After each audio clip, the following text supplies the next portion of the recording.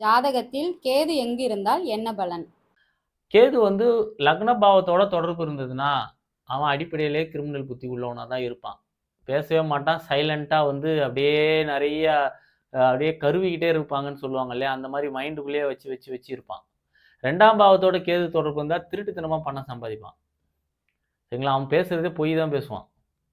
3ஆம் பாவத்தோட கேது தொடர்பு இருந்தா அவனோட திங்கிங் எல்லாமே வந்து கிரிமினல் புத்தி பயங்கரமா இருக்கும். தூக்கத்துல கனவு, கெட்ட கனவுகள், பாம்பு கனவுகள் வரும். இந்த அமானுஷ்யம் அத பத்திலாம் நம்புவான். 4ஆம் பாவத்தோட கேது தொடர்பு இருந்ததுன்னா, அவன் வீடு வாங்குறதுல வாஸ்து குறைபாடு கண்டிப்பா இருக்கும். அவங்க அம்மா கிரிமினலா இருப்பாங்க.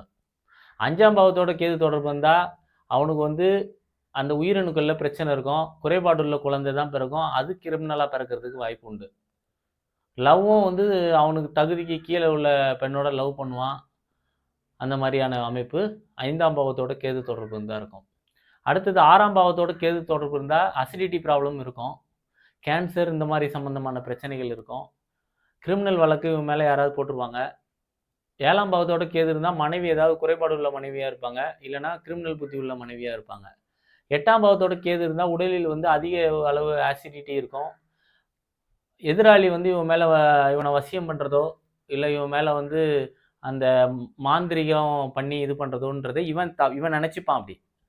பாம்பு இந்த மாரி வந்து உயிரினங்கள் வந்து இவன வந்து தீண்டி அதனால பாதிக்கப்படக்கூடியது. சாப்பிடுற உணவே வந்து விஷமாகக்கூடிய அமைப்பு. இந்த மாரிலாம் வந்து 8ஆம் பாவத்தோட கேது தொடர்பு இருந்தா இருக்கும். 9ஆம் பாவத்தோட கேது தொடர்பு இருந்தா, இவர் வந்து விநாயகர் அதிகமா வழிபாடு பண்ணுவாரு. தந்தை கிரிமினலா இருப்பாரு. ஒரு லாயரா இருந்தா கிரிமினல் லாயரா இருப்பாரு. 10ஆம் பாவத்தோட கேது தொடர்பு இருந்ததுன்னா, இவர் வந்து பார்த்தீங்கன்னா, உடம்புல வந்து உற்பத்தி சார்ந்த பிரச்சனைகள் ஏதாவது இருக்கும். ஆசிட் இந்த மாரியான தொழில் பண்ணுவாரு. கெமிக்கல் சார்ந்த வேலை தொழில்ல இருப்பாரு. 11ஆம் பாவத்தோட கேது தொடர்பு இருந்தா, கிரிமினல் புத்தி உள்ள நண்பர்கள் இவரும் கூட இருப்பாங்க. இவர ஈஸியா கெட்ட பழக்கத்துக்கு அடிமையாக்கிருவாங்க. 12ஆம் பாவத்தோட கேது தொடர்பு இருந்ததுன்னா, திருட்டுத்தனமா இன்வெஸ்ட் பண்ணுவாரு. அது மூலமா பணம் சம்பாதிப்பாரு. இப்ப என்னோட வீடியோ எல்லாருக்கும் பிடிச்சிருக்கும்னு நெனைக்கிறேன். தொடர்ந்து என்னோட வீடியோ பாருங்க, ஷேர் பண்ணுங்க, சப்ஸ்கிரைப் பண்ணுங்க. அப்பதான் நான் போடுற எஃபோர்ட் வந்து உங்களுக்கு ரீச் ஆகும். நன்றி, வணக்கம்.